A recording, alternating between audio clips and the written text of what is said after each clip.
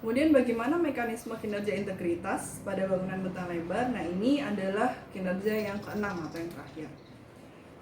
Apakah kinerja integritas bangunan? Integritas bangunan merupakan kemampuan bangunan dalam mempertahankan material, komponen, dan properti perakitan untuk menahan gaya atau faktor sebetulnya eksternal dan internal dari waktu ke waktu. Pada akhirnya adalah bertahan seberapa lama bangunan itu dengan performa yang tetap baik gitu. Nah, keempat sistem pembentuk bangunan ya, ada SEMI tadi, itu masing-masing memiliki usia yang berbeda. Ya, yang pertama struktur itu diharapkan 50 sampai 75 tahun karena ini rata-rata umumnya bertahan usianya seperti ini. Kemudian mechanical dari selubung dulu atau envelope itu 25 tahun. Kemudian mechanical electrical 10 sampai 15 tahun dan interior 5 sampai 7 tahun. Biasanya juga interior terkait dengan style ya. Apa saja kriteria keberhasilan kinerja integritas? Nah, dari aspek fisiologis, keamanan dari kebakaran, kemudian kekokohan dan kestabilan struktur. Jadi kalau kekokohan dan kestabilan struktur tentunya aman ya. Kemudian kekedapan pelingkup dan bebas kebocoran utilitas. Kemudian terhadap aspek psikologis, yakin bahwa bangunan ini aman dan kuat gitu. Kemudian kesan bangunan. Dari aspek sosiologis terdapat kesesuaian, peruntukan, dan dampak sosial. Kemudian kualitas konstruksi dan sentuhan karya seni. Kemudian dari aspek ekonomis, tentunya lagi-lagi adalah konservasi dan efisiensi material, kemudian ada tenaga kerja, dan pada akhirnya adalah efisiensi biaya.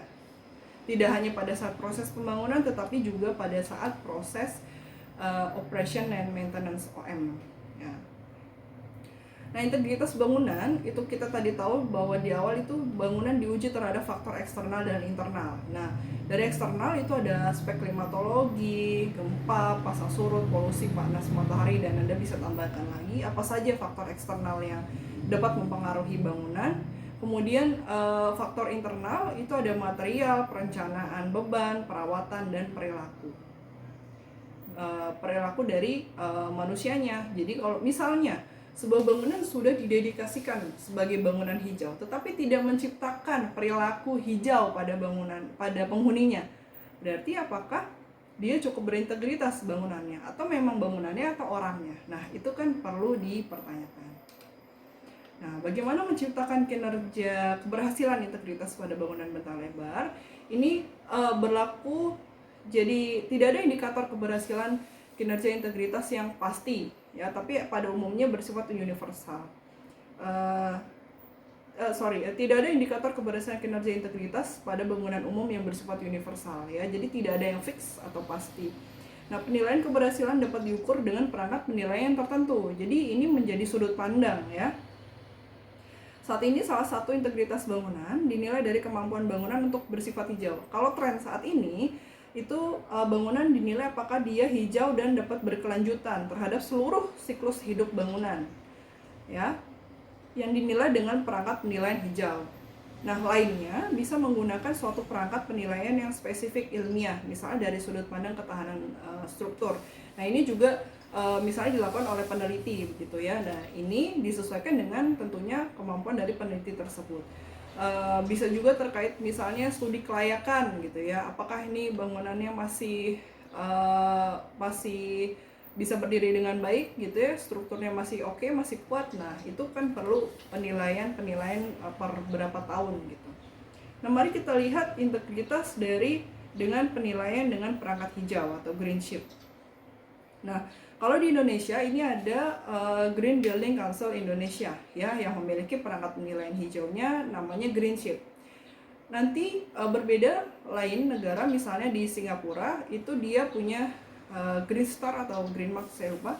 Nah, kemudian di Malaysia nanti ada lagi, Vietnam ada lagi Lotus namanya. Di Inggris ada BREEAM, di Amerika ada LEED. Nah, itu masing-masing memiliki komponen penilaian yang dia spesifik sesuai dengan konteks dari wilayah negaranya secara umum.